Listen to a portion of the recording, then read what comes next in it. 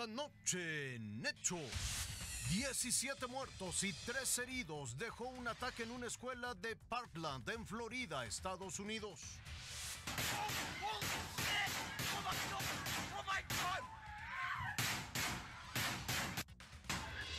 El responsable del tiroteo fue identificado como Nicolás Cruz, un estudiante recién expulsado por violento. El secretario de Gobernación dice que Ricardo Anaya sabía que un agente del CISEN lo iba a seguir por carretera en Veracruz. El equipo de campaña estaba enterado de estos sucesos, porque es un tema que se lleva a la agenda de riesgos.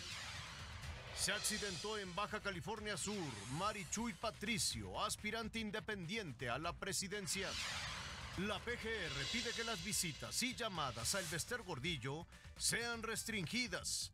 Argumenta que puede ser una amenaza para la paz y la estabilidad. Para poder establecer algunas nuevas medidas cautelares. Corrupción al interior de la judicatura. Jueces compraron las respuestas de un examen para conseguir ascensos. El canciller Luis Videgaray anuncia que en las próximas semanas se reunirán el presidente Enrique Peña Nieto y Donald Trump. Se inicia Cumbre Sonora, el evento de economía y negocios más importante del noroeste. Tom Main, Patrick Schumacher, Marion Weiss y Michael Manfredi, entre otras grandes personalidades de la arquitectura, el diseño y el urbanismo, encabezarán el World Design Capital, Ciudad de México. Vamos a llevar a México a un plano internacional.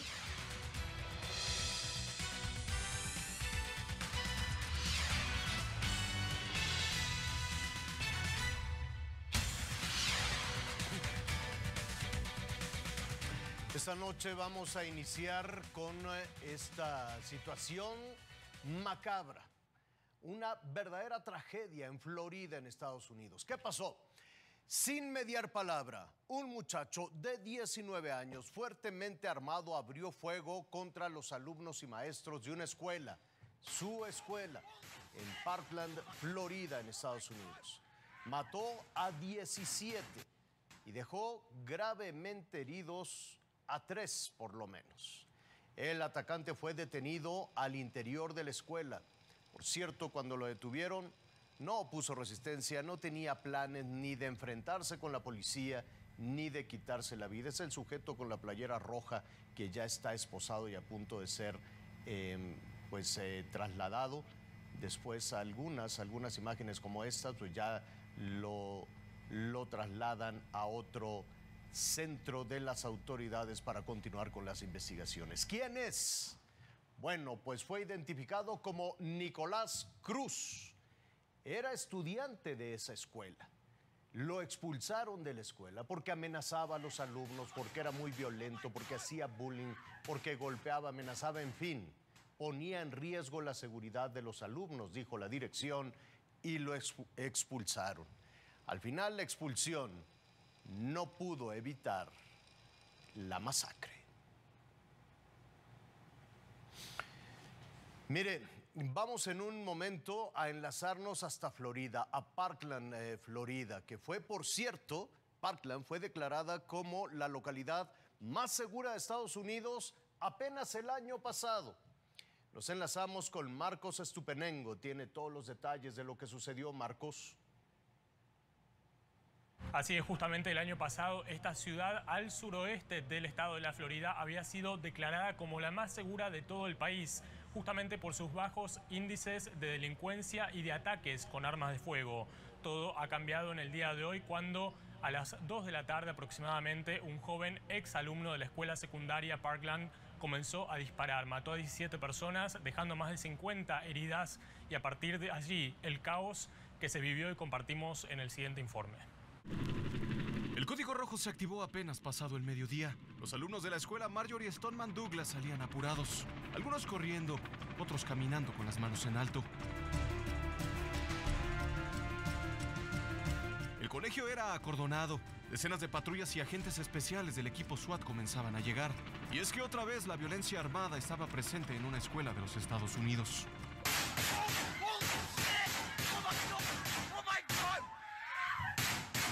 El tirador abrió fuego en los pasillos del colegio. He said that he heard shot, he saw a dead body. El ataque ocurrió justo en el momento en que más alumnos se encontraban saliendo de las aulas. Y eso, según los propios testigos, no fue ninguna coincidencia. I know that he also went to the school. I heard he was a former student, so just like me, he knows where there's going to be a lot of people at a certain time, so I don't think it's a coincidence. Decenas de personas resultaron heridas. Muchas otras perdieron la vida. 17 people lost their lives. 12 people within the building. 2 people just outside the building. 1 person out on Pine Island Road. And 2 people lost their lives in the hospital. Durante el operativo, el agresor se resguardó en el tercer piso del colegio. Ahí fue donde la policía logró detenerlo e identificarlo. Su nombre es Nicolás Cruz. Tiene 19 años y recientemente había sido expulsado de la escuela por razones disciplinarias. Aún así logró entrar al colegio armado con un rifle AR-15, granadas de humo y protegido con una máscara antigases. Nadie lo revisó y la alarma jamás sonó. Todo eso se tradujo en uno de los ataques escolares más sangrientos en los Estados Unidos. Raciel Cruz Salazar. Azteca Noticias.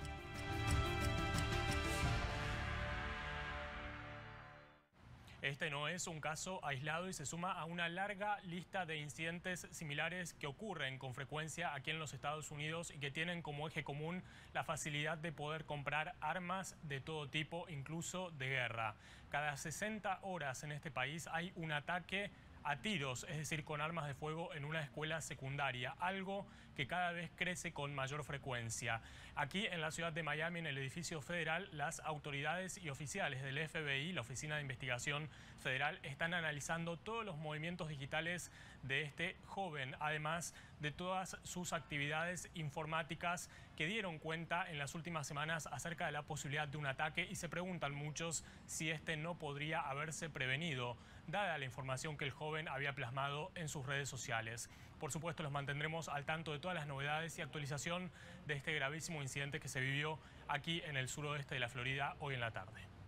Así es, Marcos, gracias. Estaremos pendientes y desde luego se pondrá sobre la mesa el debate ya muy largo del muy fácil acceso a las armas. Este muchacho entró con un rifle R-15, con bombas de humo, iba absolutamente cargado de armas. Y mire, hoy apenas es 14 de febrero y en lo que va de este año ya se han registrado 12 balaceras en las escuelas de Estados Unidos. Les estaremos informando sobre el desarrollo de la investigación de esta masacre en Parkland, Florida. De regreso a nuestro país, también hay información importante. En este espacio, ayer le informábamos la denuncia que presentó el precandidato de la Coalición por México al Frente, Ricardo Anaya, respecto a espionaje. Ricardo Anaya exhibió a un agente del CISEN que lo iba siguiendo.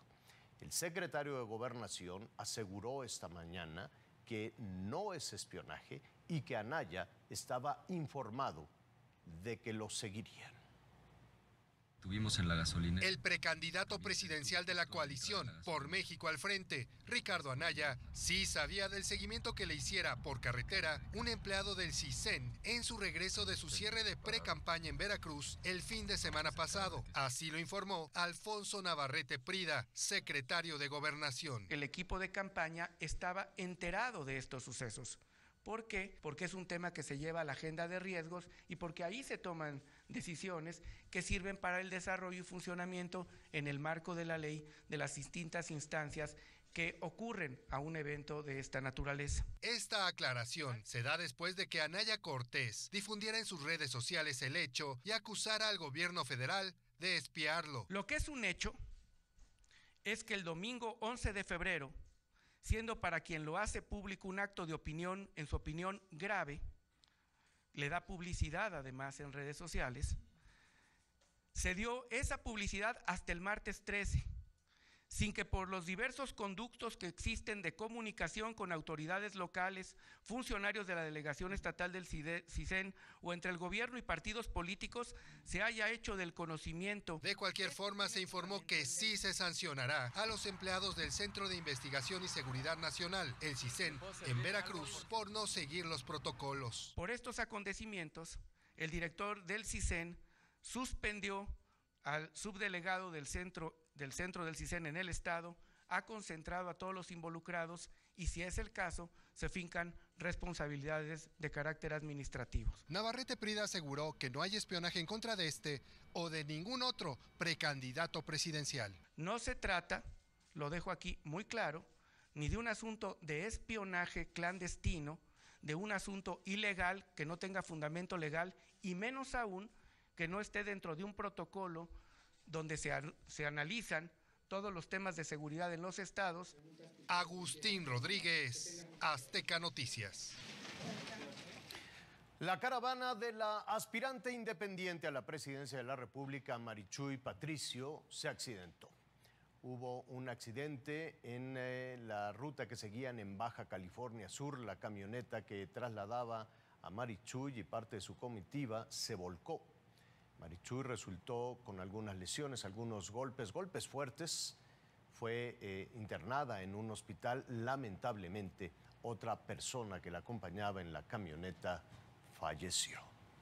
El presidente Enrique Peña Nieto lamentó el accidente de Marichuy Patricio e informó que elementos de la Marina dan asistencia aérea y terrestre para el traslado de las personas lesionadas en este accidente.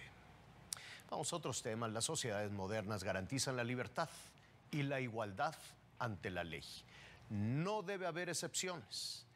En el caso de la maestra Elbester Gordillo, primero le dieron prisión domiciliaria, pero recibía y hablaba con muchísimas personas. Ante esto, la PGR pidió a un juez que intervenga y detuviera este privilegio. La PGR solicitó mayores restricciones para la exlíder magisterial Elbester Gordillo Morales, pues sostiene que el departamento de Polanco, donde cumple su prisión domiciliaria, se ha convertido prácticamente en un despacho donde acude más de una decena de personas diariamente. El juzgado encargado del proceso por lavado de dinero y delincuencia organizada determinó, en atención al requerimiento ministerial, extremar los controles en el inmueble. Se hizo una revisión, se hizo una valoración, se presentó una promoción ante el juzgado, ante el juez, y el juez acordó lo que consideró que correspondía para poder establecer algunas nuevas medidas cautelares y que se están dando cumplimiento. Como PGR dijo temer por la seguridad del Estado mexicano, dado que la maestra aún ejerce autoridad moral al interior del Sindicato Nacional de Trabajadores de la Educación, el juez Alejandro Caballero Bertis le impuso un régimen más restringido de visitas. El juez, por su parte, finalmente resolvió que sí pueden ingresar abogados, médicos, familiares y amistades, pero pone una condicionante, que se le presente una lista de las amistades acompañando copia de sus identificaciones y de sus comprobantes domiciliarios, a fin que se determine quiénes quedan autorizados por tener buena reputación. Además, le prohibió comunicaciones telefónicas y electrónicas que no estén incluidas en un listado que debe presentar la defensa en un plazo de 24 horas. Los abogados de Gordillo Morales promovieron ya un amparo, donde demandan que las nuevas medidas cautelares representan una intervención ilegal a las comunicaciones privadas y un atentado a la intimidad de su clienta. Salvador Maceda, Azteca Noticias. Quienes al parecer gozan de privilegios son algunos delincuentes o presuntos delincuentes que logran regresar a las calles a pesar de los crímenes cometidos. Israel Uriel Sánchez, acusado de asaltar en el Metrobús a una mujer que viajaba en el área reservada a mujeres, ancianos y personas con discapacidad, usó violencia física y moral contra su víctima, como quedó registrado en un video. Sin embargo, el juez de control, Enrique Cedillo García, privilegió los derechos del imputado sobre los de la víctima. Lo dejó en libertad porque es la primera vez que lo detienen y porque no hallaron el arma que los testigos sí vieron. El policía Adrián Torres recuerda el relato de la víctima. Argumenta que estaba embarazada y que ella venía a bordo del Metrobús. Intempestivamente la persona esta la abraza, amenazándola, quitándole su celular. El celular se recuperó, lo tenía la persona en su mano. En el video se escucha que la mujer le dijo al ladrón que la soltara. Pero él forcejeó para quitarle el celular. Otras personas le gritaron que la soltara y al abrirse la puerta corrió. Los testigos lo capturaron y patearon. aseguré a la persona, le puse los candados de mano y pues lamentablemente sí estaba saltando en el Metrobús. Solo 7 de cada 100 víctimas denuncian los delitos, revela el INEGI, y la señora embarazada es una de ellas. Recuperó su teléfono y el Ministerio Público imputó al detenido. En la audiencia inicial, el representante social solicitará al juez de control que califique como legal la detención, vincule a proceso al imputado y le fije prisión preventiva justificada. Pero el juez Enrique Zedillo García no concedió la prisión preventiva justificada y el acusado ya está en la calle. La verdad sí sería frustrante porque es parte de nuestro trabajo. Con información de Javier Garduño, Azteca Noticias. Mire, ahí está la situación de muchos jueces que deciden dejar en libertad a los delincuentes, pero lo que le vamos a presentar a continuación ya es el colmo. Es un caso de corrupción al interior de la Judicatura Federal. La institución anuló el concurso interno para designar a jueces de distrito, luego de descubrir que las respuestas del examen que se les tendría que aplicar a los jueces fueron robadas. Se robaron el examen, tenían las respuestas y las vendieron a los jueces que iban a aplicar este examen. En el proceso habían participado ya 2.602 aspirantes. Y esta es otra historia de terror contra la justicia y la legalidad. El ex jefe de Seguridad Pública y 18 de sus agentes fueron vinculados a proceso, me refiero a Veracruz, fueron vinculados a proceso porque levantaban, torturaban personas para después entregarlos al crimen organizado.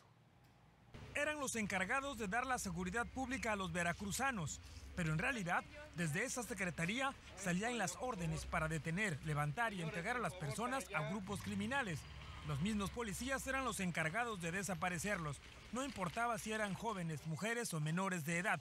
Incluso los violaban y torturaban. Por ello, le fue dictado auto de vinculación a proceso a Arturo Bermúdez Zurita, quien fuera secretario de Seguridad Pública en la anterior administración. Junto con él, a 18 exelementos más también se les investiga por su participación en el delito de desaparición forzada de por lo menos 15 personas. Todas las familias queremos saber del paradero de nuestro familiar, ¿no? Nosotros lo único que queremos es que se diga dónde está nuestro familiar para nosotros buscarlo y así poder pues dar tranquilidad y paz a las familias. Durante la audiencia, testigos aseguraron que en la Academia Estatal de Policía hay restos de desaparecidos que están enterrados bajo los edificios. Y no solo eso, algunos cuerpos de personas eran dados como alimentos a leones y cocodrilos que habitaron en el zoológico de esa academia. ¿Te imaginas como madre lo que yo siento, no? O sea, un dolor muy fuerte, un dolor muy grande, un dolor que no te puedo decir de qué magnitud. El juez ratificó la prisión preventiva a los acusados y dio un plazo de 4 meses para complementar la investigación. Estos grupos colectivos exigen a la Fiscalía integrar adecuadamente las carpetas para que se haga justicia en este caso. Guillermo Muñoz, Azteca Noticias.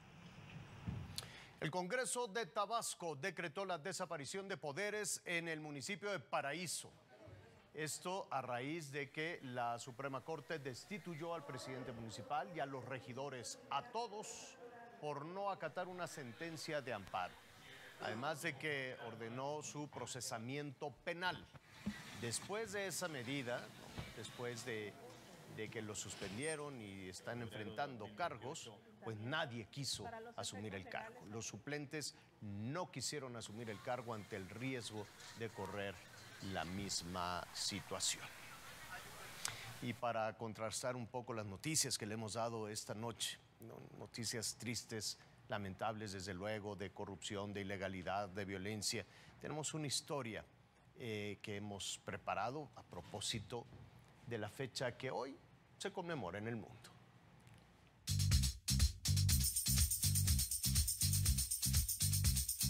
Ella es Itzel, la feliz novia a quien le pidieron matrimonio en un anuncio espectacular.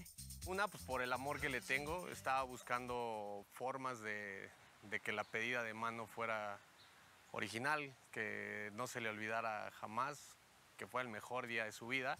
Y al verlo de inmediato, le dio a Víctor el sí.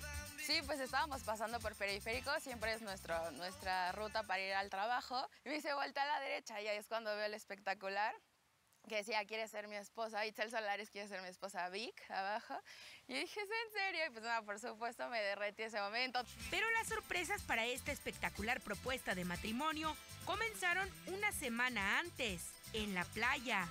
Y en la cena romántica me dice, ¿qué crees que mañana nos tiramos del paracaídas? Y yo, no, bueno. Entonces ya después de la tira del paracaídas justo, él se cayó primero y ya después yo, y ahí es donde vi la manta enorme que mandó a hacer de aquí, que la pasó para allá y así, y ahí decía, ¿no? ¿Quiere ser mi esposa? Y ahí fue donde se hincó y me dio el anillo. Después del sí, la boda de Itzel y Víctor se realizará en algunos meses. Víctor Osorio, te amo con todo mi ser. En verdad, muchísimas gracias por hacer esto. Te amo mucho, mucho, mucho, mucho. Y es el mejor novio, amante, marido, esposo de todo el mundo. Te amo. Lucero Rodríguez, Azteca Noticias. Pues ahí está, y estamos seguros que serán muy, muy felices el resto de su vida. Mire usted lo que le pasó a Kate Upton. Los seguidores de esta modelo, bueno, pues no pierden ningún detalle de sus actividades. Estaba en una sesión de fotografía en la playa, le decían, mira, y bueno, llegó la ola y se la llevó. Esto, desde luego, no representó mayor riesgo, más allá del susto. La top model estaba, pues, en una posición un poquito complicada, mientras los fotógrafos ya saben, no, que hazte un poquito más para acá, un poquito más para allá. Ya ve que nunca le dan gusto a los fotógrafos y entonces, pues, la modelo se resbaló.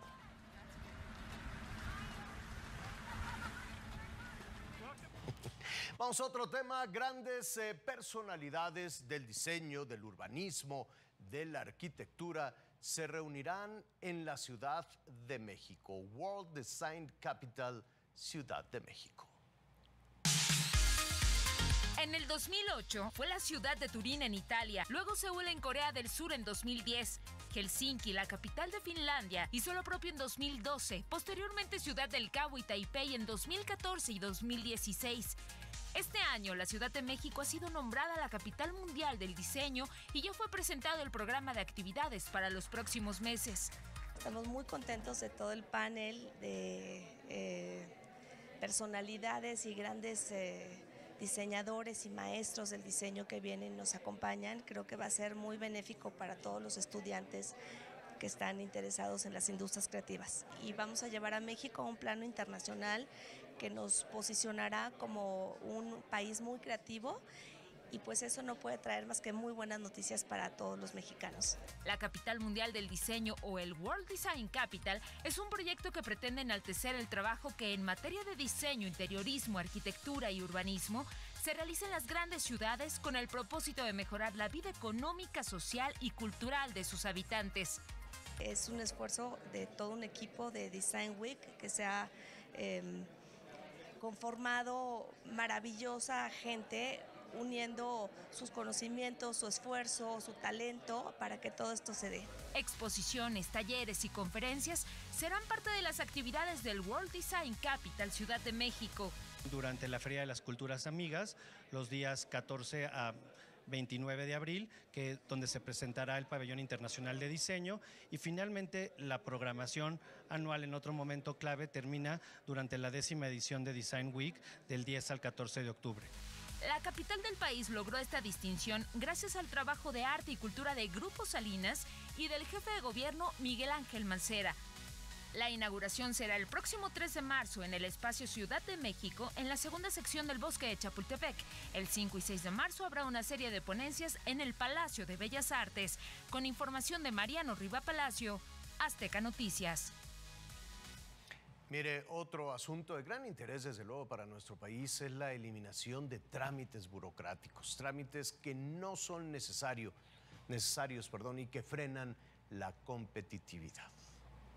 de los diputados. La Cámara de Diputados abrió el análisis con el sector privado y académico de la iniciativa del gobierno federal que expide la Ley General de Mejora Regulatoria, con la cual se homologarán y agilizarán los trámites empresariales y de servicios que se prestan a los ciudadanos en las entidades del país. Durante el foro, la necesidad de una ley de mejora regulatoria, el secretario de Economía aseguró que esta ley permitirá consolidar el crecimiento, la inversión y la libre competencia con transparencia y sin favoritismo. No habrá un solo trámite a ningún nivel del Estado mexicano que no esté en el catálogo nacional de trámites y servicios. La ley que será procesada y discutida por esta Cámara sin duda será la joya de la corona en este proceso. El sector empresarial avaló la propuesta gubernamental al considerar que agilizará y reducirá trámites burocráticos, permitirá terminar con 150,000 regulaciones que implican elevados costos, evitará la informalidad y la corrupción. Si logramos tener una buena ley de mejora regulatoria, podríamos entonces tener ahorros superiores a 150,000 millones de pesos en México, que significaría inversión, consumo, crecimiento, empleos. Para los diputados, la iniciativa se discutirá de manera abierta y responsable en este periodo de sesiones. Tengo la certeza que la Ley General de Mejora Regulatoria significará un parteaguas en pro del dinamismo y competitividad del país, al facilitar, reunir y simplificar todo el marco regulatorio de los 3 niveles y órdenes de gobierno, sobre todo en beneficio de todos los mexicanos. El pasado 12 de diciembre, el presidente Peña Nieto envió a la Cámara de Diputados la iniciativa para expedir la Ley General de Mejora Regulatoria y hoy el análisis, debate y aprobación está en manos de la Comisión de Economía de San Lázaro. Maxi Peláez, Azteca Noticias. En Estados Unidos, en Nueva York, una corte federal dio prioridad a una demanda que pide la legalización del consumo de marihuana en todo el país. 5 de los demandantes, entre ellos una niña de 12 años que utiliza medicamentos a base de cannabis para controlar su epilepsia, aseguraron que la prohibición de la marihuana no tiene base en la ciencia, además de ser irracional y racista. También en Estados Unidos, el secretario de Relaciones Exteriores, Luis Videgaray, anunció una reunión en las próximas semanas, todavía no hay una fecha definida, una reunión entre el presidente Enrique Peña Nieto y el mandatario estadounidense Donald Trump. Aseguró que en el encuentro se van a revisar los avances en los equipos de trabajo desde luego, Tratado de Libre Comercio y diferentes puntos en la agenda bilateral. Estamos en Hechos. Yo soy Javier Alatorre. Es tiempo de hacer una pausa y volvemos inmediatamente.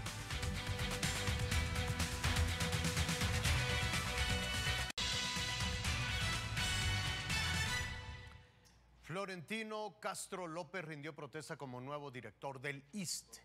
La ceremonia fue encabezada por el presidente Enrique Peña Nieto, quien instruyó al nuevo titular del ISSSTE a fortalecer la institución. Castro López sustituye a José Reyes Baeza. Más tarde, el presidente Peña Nieto se reunió con el nuevo presidente y director general de General Electric, John Flannery. Ambos conversaron sobre el desarrollo del sector energético en México. El ejecutivo de General Electric destacó el avance de la economía y refrendó el compromiso de seguir invirtiendo en México. Justamente las oportunidades que ofrece el sector energético son tema de una cumbre que se lleva a cabo en Sonora. Arrancó la Cumbre Sonora 2018. Bajo el lema Entre la incertidumbre y la oportunidad, empresarios, analistas y funcionarios públicos analizan la reforma energética, la competitividad y la integración comercial entre el norte de México y Estados Unidos. Aquí en Sonora se maneja muchísimo esta brillante idea de no pensar en 2 estados, Sonora y Arizona, o 3 estados, Sonora, Arizona y Nuevo México, sino en una sola región, en donde nos complementamos uno al otro en las ventajas que tienen ellos, las ventajas que tenemos nosotros. Coincidieron en que el norte del país se ha convertido en una región avanzada en materia eléctrica. Por ejemplo, se construye una línea para intercambiar electricidad entre ambas naciones. Se trabaja en el proyecto de interconexión binacional de energía Puerto México, que será una inversión por el lado de los Estados Unidos para generar alrededor de 180 megas, una inversión por el orden de los $200 millones. También se habló de las nuevas tendencias para generar electricidad con tecnología solar y de lo desaprovechada que está la generación de luz en presas. No nada más es en tierra, también es en el agua, en el caso de los paneles solares. Los embalses de las presas hidroeléctricas es un campo virgen, digamos, para explorarlo. En el mundo ya hay casos. Al final destacaron que se deben eliminar todos los obstáculos que impiden atraer más inversiones al país. César Méndez, Azteca Noticias. El presidente de Sudáfrica, Jacob Zuma, anunció su renuncia inmediatamente luego de las presiones de su partido, el Congreso Nacional Africano, que había amenazado con destituirlo. Zuma calificó como injusta la orden que le dio su partido de renunciar. El expresidente ha estado involucrado en escándalos de corrupción. Quien también está enfrentando problemas es la organización no gubernamental Médicos Sin Fronteras. Admitió 24 casos de acoso y abuso sexual de algunos de sus empleados en todo el mundo. La organización Médicos Sin Fronteras informó que recibieron 146 denuncias el año pasado, de las que finalmente se investigaron 40. Y otra organización, Oxfam, otra organización que se presentaba como una organización humanitaria, enfrenta también escándalos sexuales. Al respecto, un legislador de Haití solicitará al Congreso de su país que esa organización, Oxfam, deje de operar en Haití. Esto mientras investigan las acusaciones de abuso sexual en contra de unos representantes de Oxfam en Haití después de los terremotos de 2010. La investigación de esta noche, Mariano Riva Palacio está listo. ¿Cómo estás, Mariano? Muy bien, Javier, gracias. Muy buenas noches. Atención, la calvicie o alopecia se presenta más en hombres que en mujeres, pero cuando las afecta suele ser muy agresiva. También cada vez hay más casos en menores de 30 años, quienes recurren a diferentes tratamientos, incluso remedios caseros. Bueno, ahora la ciencia, Javier, permite tener buenos resultados mediante la aplicación, escuche, de células madre. Para muchas personas, hombres y mujeres, perder el cabello es como llegar al fin del mundo. La pérdida de cabello o alopecia se ha convertido en un problema hereditario en nuestro país, afectando no solo la apariencia, también la autoestima. Hace 6 meses me empezaron a salir como unos huecos en la cabeza, me empezaron a salir como hoyos y se quedó partes de la cabeza sin cabello. Y pues bueno, me diagnosticaron que era alopecia areata, me dijeron que era por causa del estrés. Me preocupaba porque pues ya no me podía peinar de la misma forma, pues tenía que estar como que tratando de que se viera más cabello, ¿no? En los lugares que iba perdiendo cada vez más. Gabriela, de 28 años, y Maximiliano, de 36, están por superar la alopecia. Básicamente es porque se sometieron a una terapia mediante la inyección de células madre. Así han recuperado cabello. Dividimos en jeringas de insulina, aproximadamente nos da 5 o 6 jeringas, y se pone local. Se pone anestesia tópica. Algo importante que tienen esas células en su capacidad regenerativa es que pueden mejorar la circulación. Entonces, al mejorar esa circulación, digamos que revitalizamos esa zona y eso hace que el folículo agarre fuerza y tenga la capacidad de empezar a formar nuevos cabellos. Las células madre que se pueden utilizar para este tratamiento, autorizado por la COFEPRIS, se obtienen de la grasa o de los dientes del mismo paciente, pero también de donador. Tenemos que hacer una valoración porque no todos los pacientes son candidatos. Nosotros dividimos la alopecia en dos, principalmente, que es cicatricial y no cicatricial. Los pacientes que tienen alopecia cicatricial de alguna forma ya no son candidatos para la terapia. ¿Por qué? Porque el folículo se cierra, entonces por muchas células que nosotros podamos poner, el folículo ya se perdió. En México la alopecia se presenta en promedio en 20 casos por cada 100,000 habitantes y 1 de cada 2 menores de 30 años se ve afectado y en 8 de cada 10 en edades avanzadas.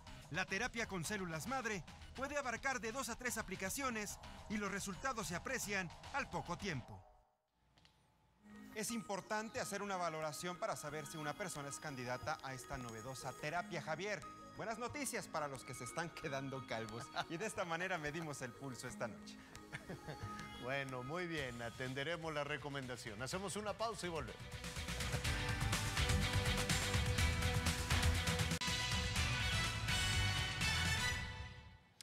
Así concluimos la emisión de esta noche. Yo soy Javier Alatorre. Lo invito a que siga con nosotros. Un resumen informativo a continuación e inmediatamente después, Campañando, y más tarde, la barra de opinión. Que la pase muy bien.